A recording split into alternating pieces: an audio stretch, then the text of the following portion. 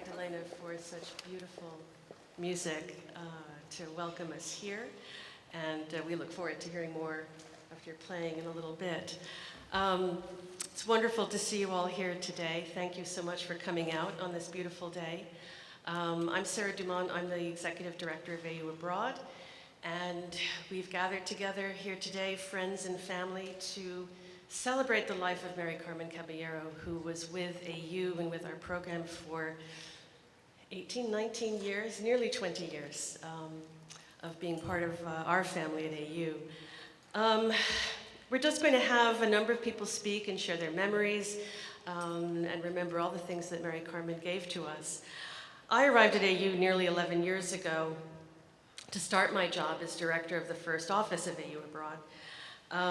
And when we started that office, the foundation of our programs were a group of very fine programs that had been in existence for quite some time before I came, known as the World Capitals programs. And Madrid was one of those programs, and there were 2 semester programs in Madrid, one in the fall, one in the spring, slightly different, under MariCarmen's guidance. And when I came to AU, I had a lot to learn, and I spent my first weeks and months just trying to learn about the programs. One of the first things that became clear to me as I learned this was that this person who was in charge of the programs in Madrid did way, way, way too much for the students. You know, we call that hand-holding in study abroad, and those of you who know me know that I am not in favor of hand-holding of students. And I don't think it's good for student development, and I think it encourages an unhealthy attitude towards study abroad. And in Madrid, it was clear to me that there was also a very unhealthy attitude of idolatry towards this woman. Everyone I met who knew her, they couldn't even talk coherently about this person. This was a very serious problem, I thought. I was going to have to address this. I was going to have to rectify it as soon as possible. And I was braced for some very rocky times with the person I referred to as that woman in Madrid. Then MariCarmen came to DC and I met her. And shortly after that, I went to Madrid and got to know the program, and I got to know her even better. And at that point, I was the self-appointed president for life of the MariCarmen Caballero fan club. Totally, totally bowled over.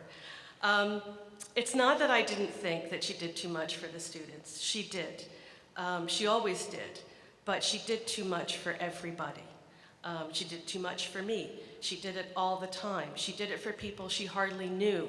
I used to say to my mother, whom she'd never met, that if my mother arrived in Madrid on Christmas Day, MariCarmen would insist on picking her up at the airport and showing her around and spending all of the holiday day with a person she'd never met just because she was associated with me. This was the kind of thing that MariCarmen did, and she could no more stop herself doing it than she could stop herself from breathing.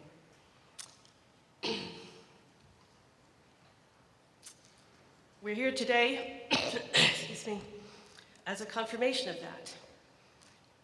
It was only a terrible disease that stopped her breath that could stop her at the end. And that was only at the very end. Up until the last few months, she was still doing too much for everybody, including me. MariCarmen and I shared a love of learning. We shared a love of students and a love of the excitement that comes when you can successfully blend the academic components of a program with all of the other things that can teach students everything a country can teach them. I don't deny what everyone says about her angelic presence in our lives, and you see a lot of that in the book and in the things that we have displayed. But I'm here to tell you too, she had an absolutely wicked sense of humor. And sometimes I felt that when she was with me, she could let loose with that a little bit. And we spent a lot of our time together over bottles of wine, laughing a lot about all kinds of things. We also disagreed a lot. You know, I didn't agree with everything she did, not just the doing too much for everybody. One of our main disagreements pitted her eternal optimism and positivism against my more cynical nature about the goodness of the world. But one thing I always knew was true, which was that she loved all of us, and none of us ever thought she would leave us this soon. During all the times we'd sit together in Madrid or here in DC, talking and laughing into the night over a bottle of wine, and I would tell her all my woes, and she would always make me feel better.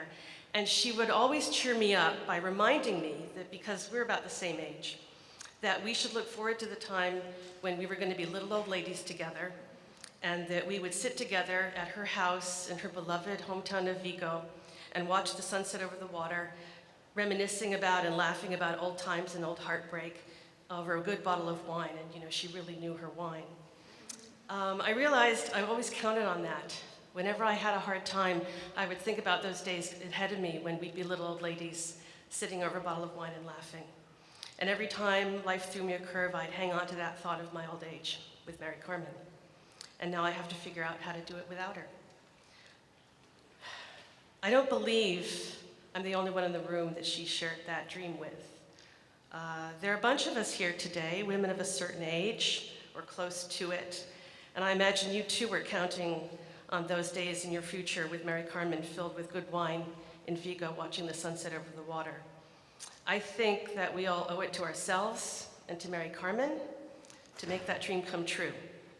We should all make that trip to Vigo together. We should get ourselves some really excellent Spanish red wine and sit and drink and laugh and watch the sunset over the water. And our MariCarmen will be there with us. Thank you.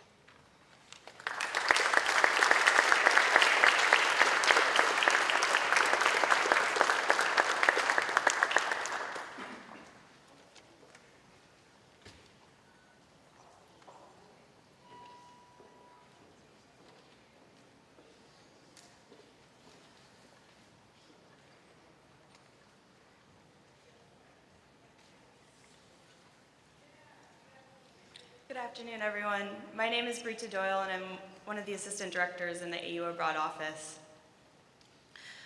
MariCarmen was just like the bright sun in the sky, and I think she instantly drew you in with her energy and her warmth. I can still remember exactly when that happened to me. The exact first memory I have of her, as many of us in this room did, I walked through the sliding glass doors in the Madrid airport on my arrival day for my semester abroad. The first thing I saw was her beaming, beautiful smile as she exclaimed, "Bienvenido a Madrid, sweetie." I instantly felt at home and at ease, and from that moment on, I knew that I was in very good hands. Our semester was a difficult one. It was the first iteration of the Mediterranean program. The 9/11 attacks happened a few short weeks after our arrival in Madrid. MariCarmen handled the situation with grace and empathy as she comforted our group of 34 American students. Suddenly, our planned field trips to other areas of the Mediterranean needed to be canceled and changed to other parts of Europe deemed more safe. During our unforgettable trip through France and Italy, as every visit went off without a hitch, you would never have known that it was thrown together in a matter of a week or two.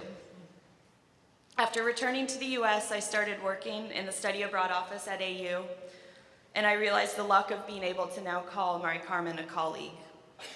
Always the mentor, she frequently advised me about my career path. She also welcomed me to Madrid with open arms during many site visits back to Spain.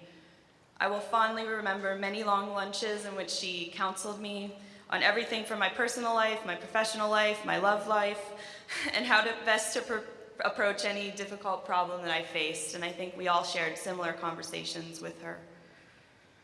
MariCarmen visited Washington, D.C. from time to promote the programs, and never in my life have I felt more like I was walking with a celebrity than when I walked across campus with MariCarmen. Former students would catch a glimpse of her from K, and she was here in front of the library and come running. I knew I had to schedule at least a half an hour in between meetings because we would never make it anywhere without running into someone. And she remembered each and every one of us. And she always took the time to get an update on someone's life when she ran into them. She had such a unique way of making each and every one of us students feel like they were her special one, and indeed we all were. When I saw her for the last time earlier this year in March, it was about a month before she passed away. Despite her illness and weakness, she wanted to host those of us visiting the program at her house to watch a football game between Real Madrid and Barcelona with Rafa. The game's outcome had big implications for Atletico's standing at the time. Those of you who know Rafa will realize just how special of an evening we were in for. We laughed, we drank cava, we ate tapas, we listened to some of her favorite songs, including a walkthrough of every single lyric to Gracias a la Vida. And we also watched the game, of course, and shared an amazing night. After we left her apartment, I realized that it was likely one of the happiest evenings I'd ever had. No amount of illness or discomfort was going to stop her from enjoying a visit with friends. And that is a good lesson for us all to take away. I'm so lucky to have been able to have her in my life, and I know I will never again meet anyone like her. Just like the sun that sets yet comes back the next day, MariCarmen is not completely gone from our lives. The message that radiated out of her was that you should always live life to the fullest, live life in the now, and follow every single one of your true passions and dreams. That message will live on in each and every one of us in this room. That message will live on in everyone else she touched, and certainly live on in the 1,200 plus AU students that were lucky enough to have been hosted by her in Madrid. By promising ourselves to live that way and encouraging others to do so, she is still very much with us and always, always will be.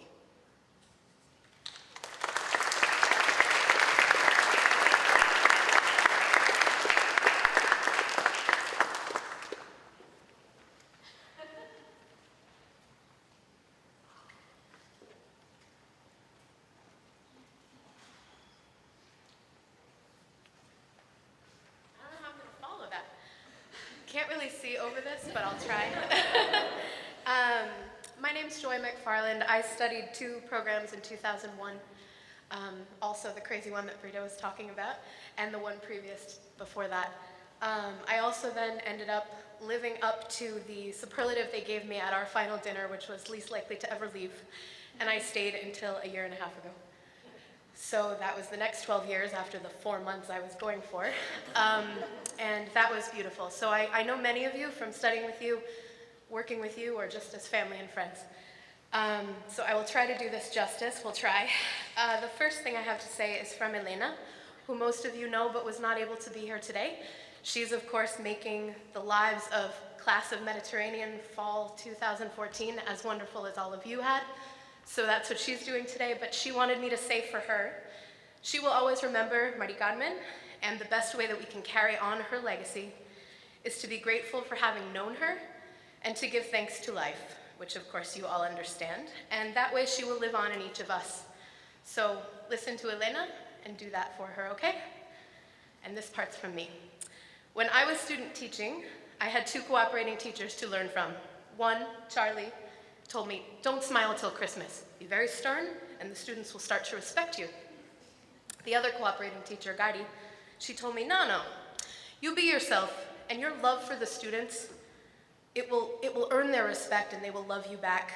Obviously, I opted for the second because it was the only thing I'd ever known, and I think you all can relate to that. That's how we were taught. You all remember day 1, as Brito was talking about, whether it was 20 years ago or 5 years ago. After the trip, the jet lag, the hotel, the walking tour, you were inevitably brought to a restaurant where you were given all this strange food that you ended up loving and then go out to dinner and have.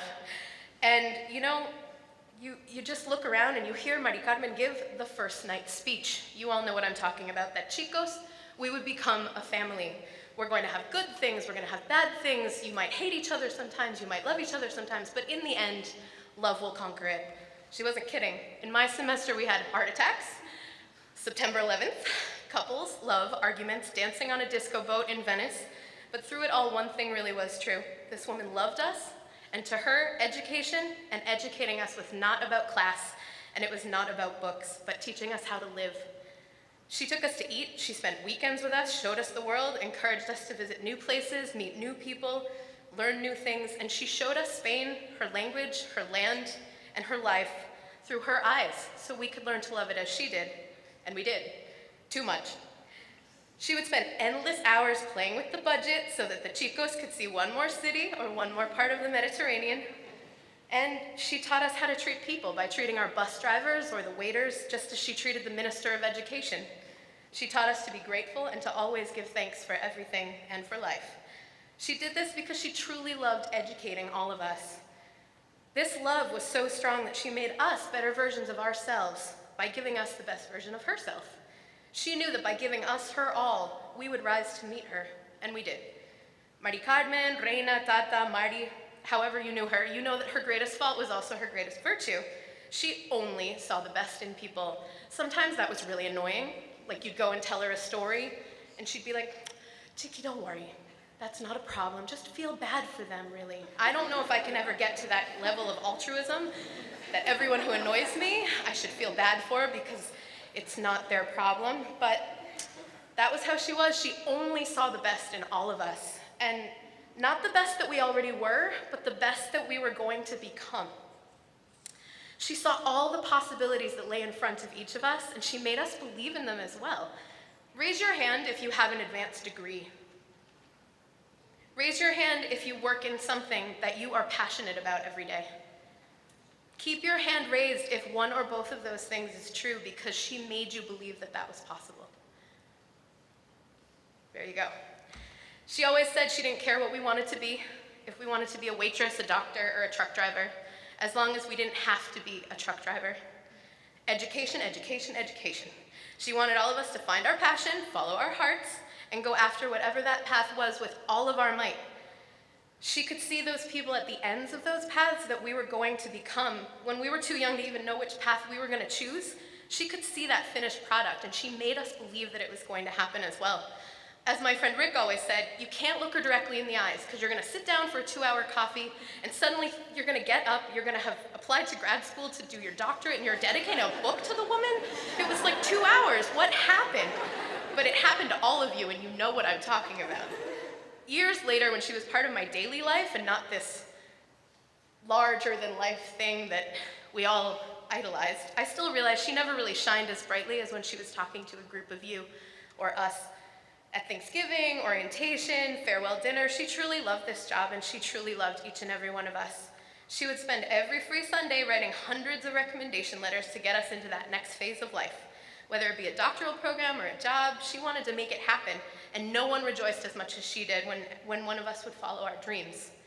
More than one person said they'd been shocked at reading the Facebook page that AU set up, because as they went through it, they were realizing that it wasn't just they or their programs that had been the special ones.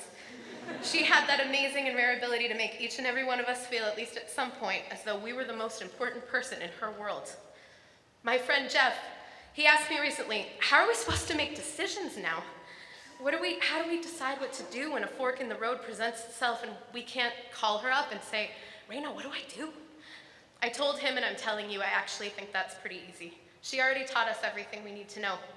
Follow your heart, follow your passion, and the rest will follow. And she was right. Look around, we did become a family. There are so many people in this room that love each other, and we have so many experiences that unite us. The ripple effect that this one woman set in motion is really unfathomable. I was at an AU Alumni Red Sox game recently with Miss Teresa over there, and she did a program 6 years after I graduated, but I was in Madrid, I met her, she ended up staying in Madrid, she worked at Mosaic, now she went to Boston for grad school, and now she works with me there.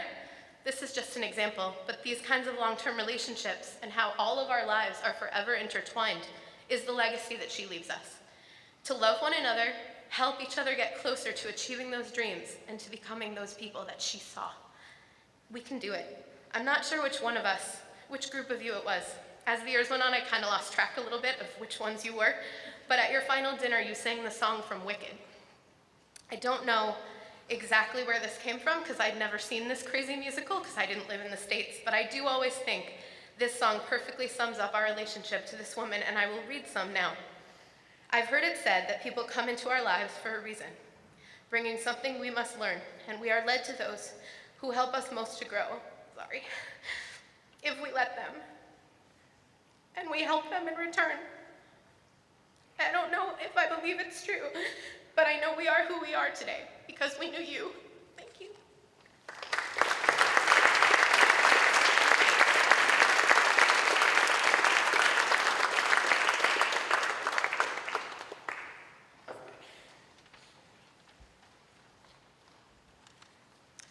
Around 1995, MariCarmen Caballero became the director of the World Capital's Madrid program. It was around this time that I had the pleasure of coming to AU. And I learned that when Maria came to AU, she left a holy grail position in her professional life. She left a job at a university in New York. This is what everyone seeks for in the world of academics. Well, at AU, we ended up with the Holy Grail with Maria Caballero because to me, over these decades, she has come to represent the very best of this institution. She represents caring and supportive international education in a very real way. I first have memories of MariCarmen when I was introduced to her from my good colleague, Catherine Kravitz, the then director of the World Capitals program. MariCarmen bestowed on me an exotic and vibrant, bright pink plant with flowers that welcomed me to my then role as the associate director of the World Capitals program back in 1998. The beauty of that plant remains vivid in my mind, as does the image of MariCarmen in my mind and her impeccable style.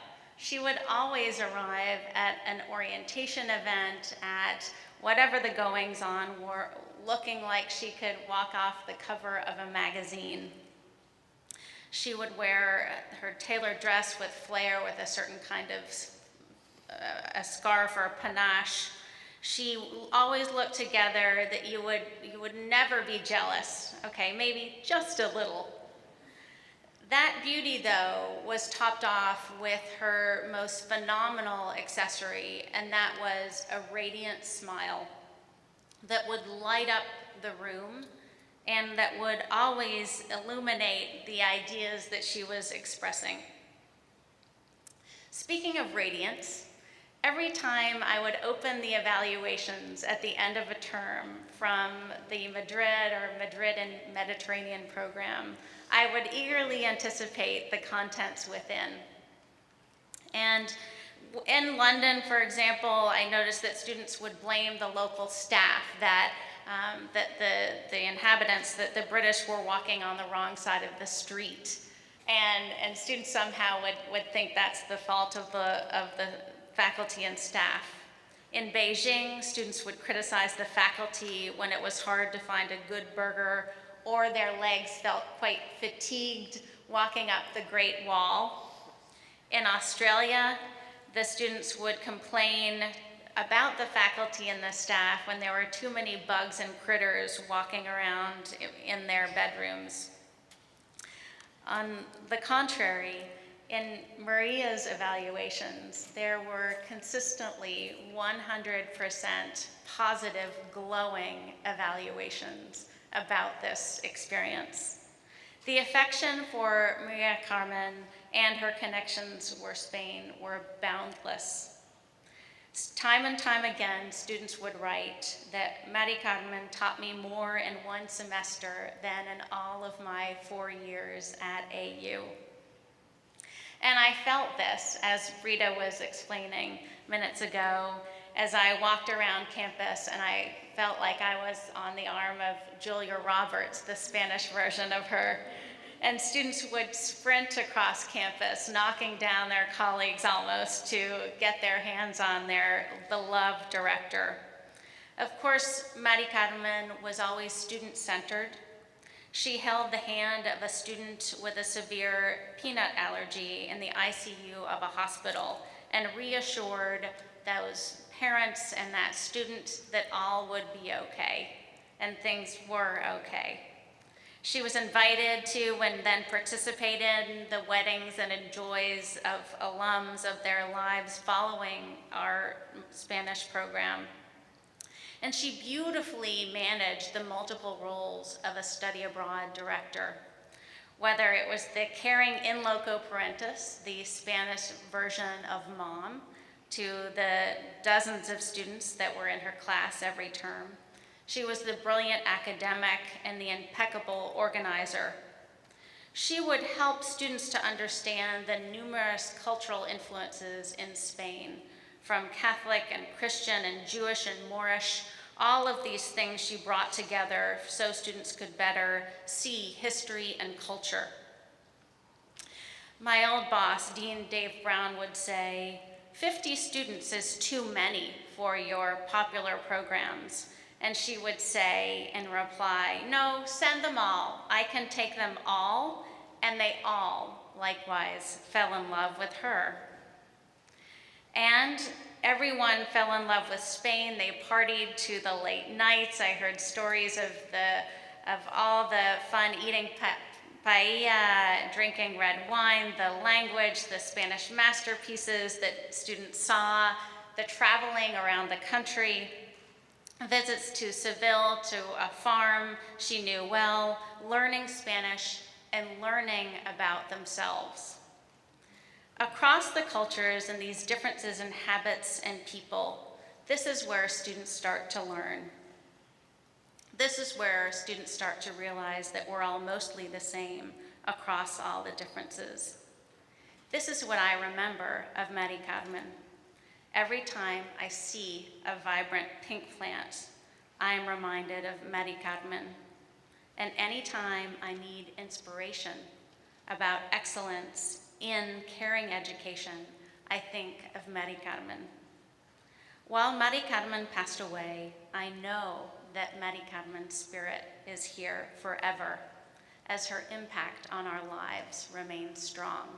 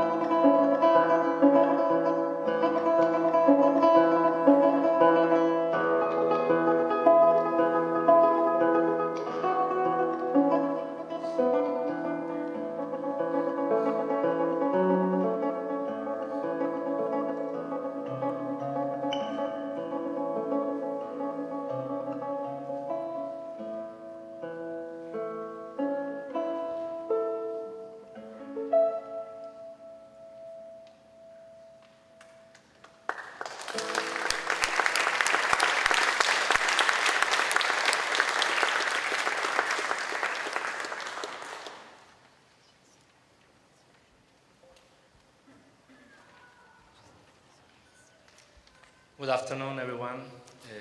Most of you know to me, I'm Francisco Gomez. You know me like Paco. I started to work with MariCarmen the last century in 1999. And she was my boss, but more than that, she was my friend and the person who touched me the 90.9% that I know. Then, as you know now, I'm the current director of the Madrid program. I'm a lucky man because I can continue with her work, with something that she created like almost 20 years ago. But at the same time, I'm not very lucky because she's not here, okay? Then it's a mixture of feelings. When I think that I will continue working with her, but it's not possible, then my mind get blocked, but okay. That's the reason because several months ago when Sara Dumont and Awilda Marquez and all the team of AU Abroad told me, Paco, we are going to do a memorial in AU and you will be there and you have to give a speech. Then I start to write in that moment. 4 months later, I didn't write anything at all. As you can see, I don't have nothing in my hands. Why? Because the reason was that every time that I started like with a lot of energy, very good, but 2 minutes later, my piece of paper was wet. What is happening? Then when I realized that I was crying, I said, okay, I will continue tomorrow. And one day, another, we are in September 20th. And then I have a real problem. But, okay. Then, that I tried to do, 1 week ago, I said, okay, fine, let's go. Only you have to, in that moment, you are going to explain what is MariCarmen for you.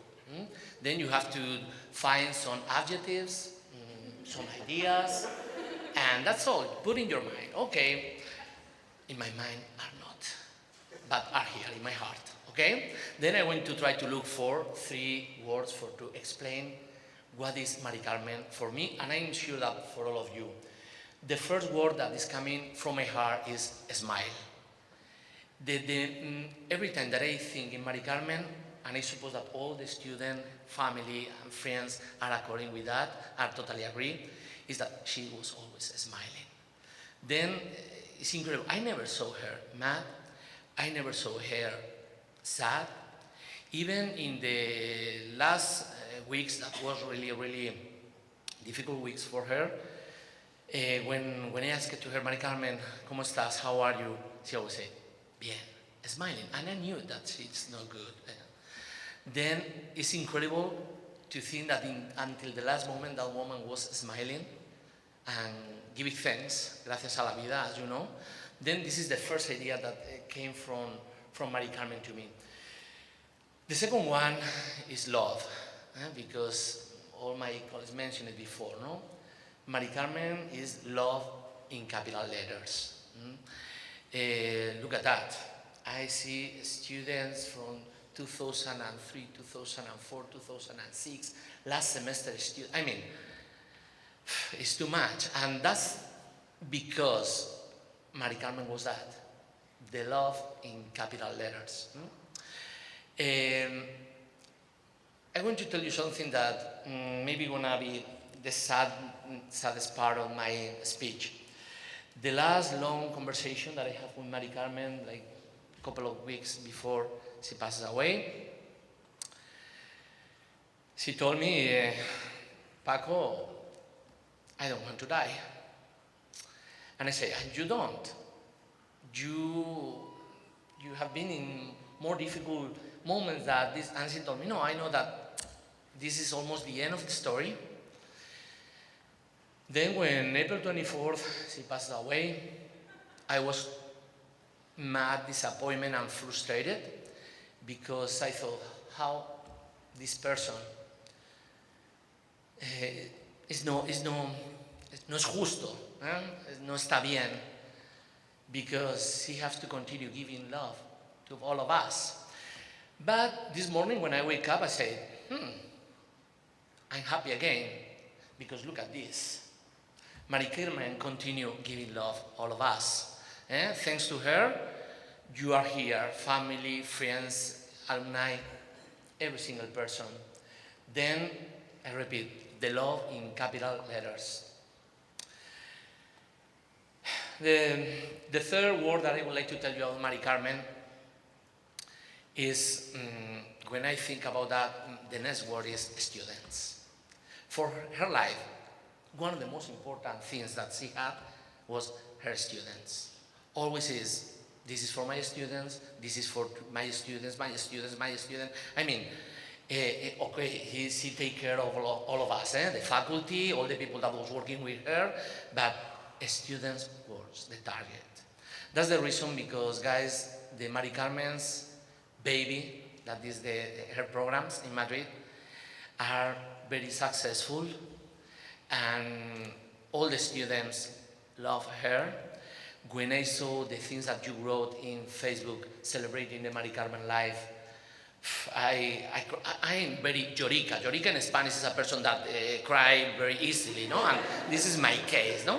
Then when I open Facebook and I start to read, okay, I said, I continue later because my daughter told me, Daddy, are you okay? Yeah, I have some allergy, you know.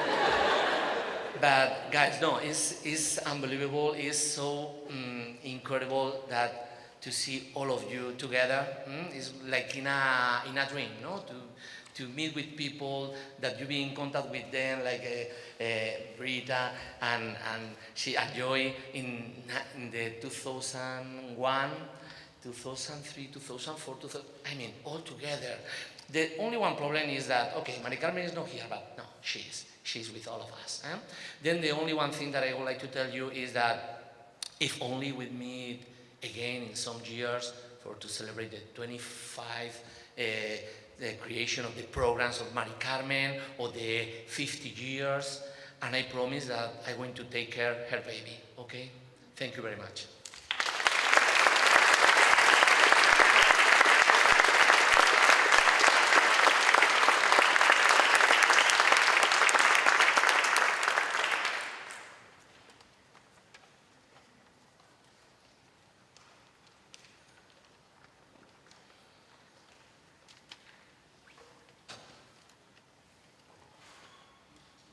So I'm going to jump in before my mother very quickly to sort of say a few words, very briefly.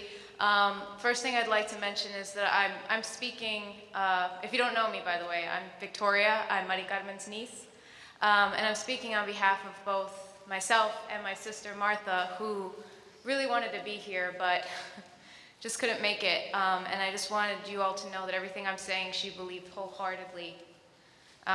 Okay. When I was a kid, my aunt, this is the other thing. I call her Tata. She's not MariCarmen to me, and that just sounds foreign, so I can't give the speech that way, okay? So just bear with me, Tata, that's who she is, okay? When I was a kid, my Aunt Tata loved to take me to the beach. Over the years, we had fostered a tradition where we would go into the ocean to jump the waves, and in between each undulation of the water, my aunt would ask me about my dreams for the future. I had so many dreams, and she indulged them all. One day, when the water was particularly choppy, Tata and I had jumped a colossal wave, and as the water settled, I came down hard on my aunt's foot. As it turns out, I broke her little toe. For the next hour, my aunt alternated between shrieks of "Ay!" and her almost hysterical, nervous laughter as my grandmother Mamita attempted to cure her broken toe with some mercury chrome and a Band-Aid. When my grandmother had about done with my aunt's seemingly hyperbolic response to a mere sore toe, and at this time we didn't know her toe was broken, Mamita smacked Tata upside her head with a resounding "MariCarmen, yeah!" as if to diffuse the situation. Tata hobbled around in a foot brace for about a month after that incident, and she vowed that her days of jumping waves with me were over. But not for a moment, not ever, did Tata cease to dream with me. As I grew older, we traded the beachfront for long dinners shared over many bottles of wine.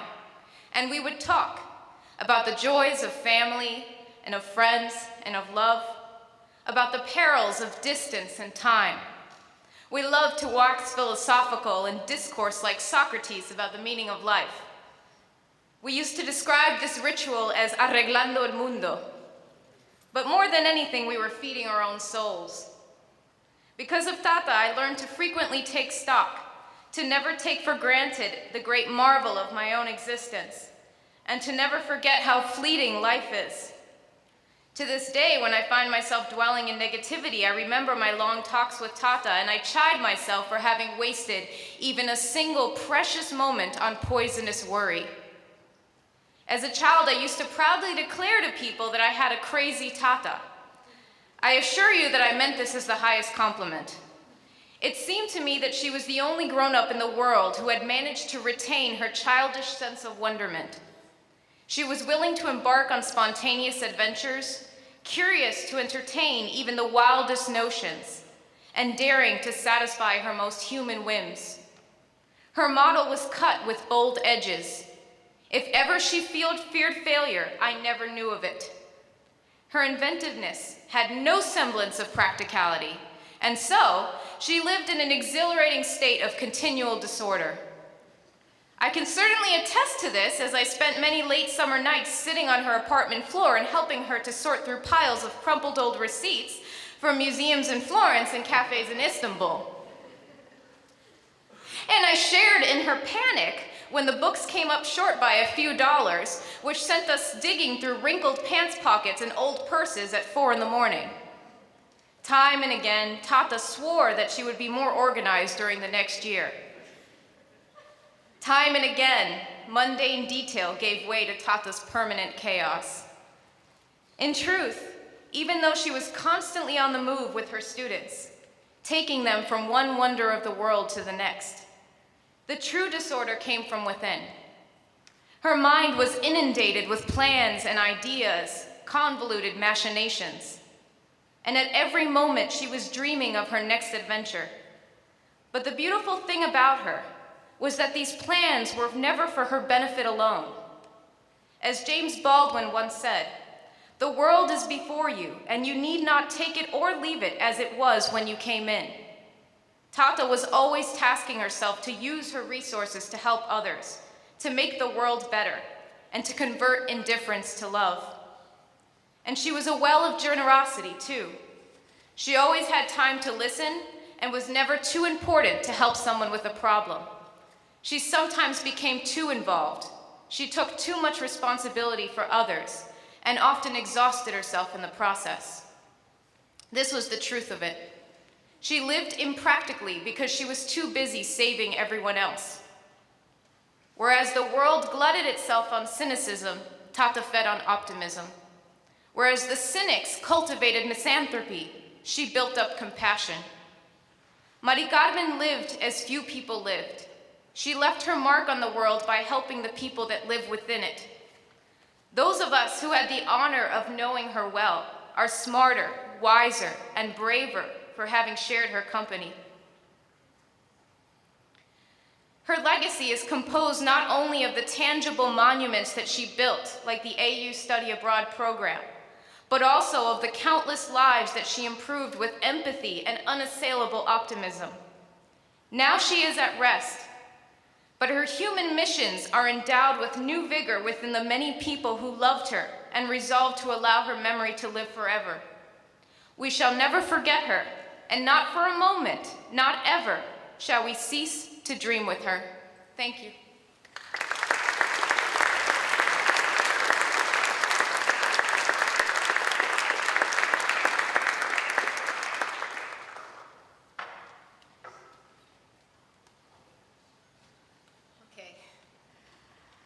I have never given public speech before. I'm going to make it very short. As you probably know by now, I'm MariCarmen's sister. And obviously this has been a very, very difficult road for me. I know that we are here celebrating her life, and we have heard all the wonderful things that she has been and done. I am in a very unique position that I knew MariCarmen as a child. When I came into the world, she was already there. And what I developed was an addiction to my sister, because I am probably her antithesis, and I'm ashamed to say it, and ashamed that I was, her sister, because where she saw light, I always saw darkness. When she saw a way out of a problem or a bad situation, I thought that it was impressioned by it. So I can tell you that no one, I'm sure that you all love your siblings, but I had a blessing that I couldn't have asked for more from God, from life, from anyone, to give me a better sister. Now, since her death, I have lived in darkness. I hope, obviously, to little by little come out of it. But I'm just going to leave you with some lasting words. I have nothing but gratitude. You speak about how grateful you are to the person who gave you so much. Imagine my own gratitude. But I can tell you, I'm going to leave you with 3 words. I was there the night before she passed away, including the night she passed away, obviously. But she woke up in the middle of the night, even though she was heavily sedated.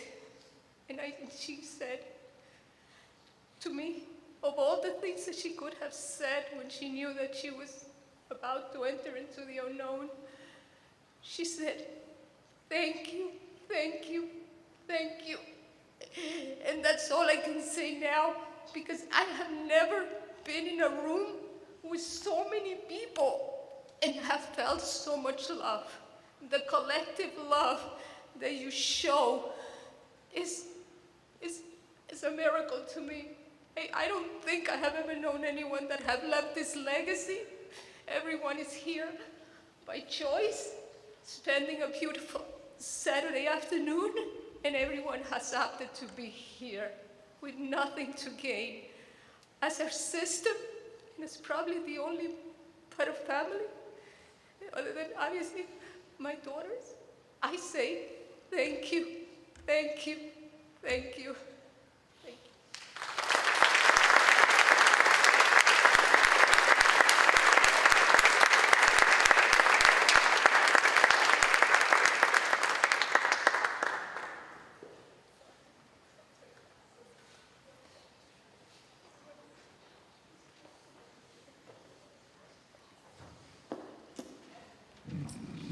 Good afternoon, everybody, and thank you for being here. MariCarmen, you were a lot to a lot of us. You were an angel at night, a mother in times of need, a mentor for life, a unique, kind, encouraging, and understanding dear friend. All of that, and yet so much more, that complicated words will not do justice. I remember as if it was just yesterday when I went through her files and found her application for the Madrid director position dated March 1995. In reading the letters of recommendation and other documents, I became even more fascinated with her because she was such a highly regarded professional. MariCarmen was perfect for the task in Spain. And even though she was born in Havana, Cuba, Spain was MariCarmen. She made the program an institutional for American University for the last 19 years. In those years, she created a lasting legacy that influenced and shaped the lives for many of us. As one of her students so aptly said, may we pay tribute to her life and memory by striving to have as positive an impact on others as she had on so many of us. Thank you, Gregory Noel. All of us who had the privilege to share and experience the Spain programs had a lot to give thanks.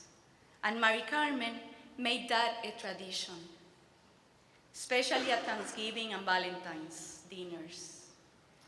Who could forget singing, gracias a la vida que me ha dado tanto? Me dio los luceros que cuando los abro, perfecto distingo lo negro del blanco. Thank you for sharing and coming, some of you who came from faraway places.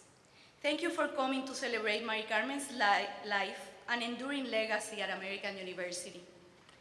May we honor her memory by making a positive impact on others and by making the Madrid programs bigger and better. Thank you. Please sign the memory book. There will be some food and drinks at the end in the back. And please join us in singing one of her favorite songs that we had the privilege to sing it with her the last time we were there in March this last year, that she loved to teach her students, teaching Spanish and teaching such a beautiful song. It's thanks for life, for everything that life gives us.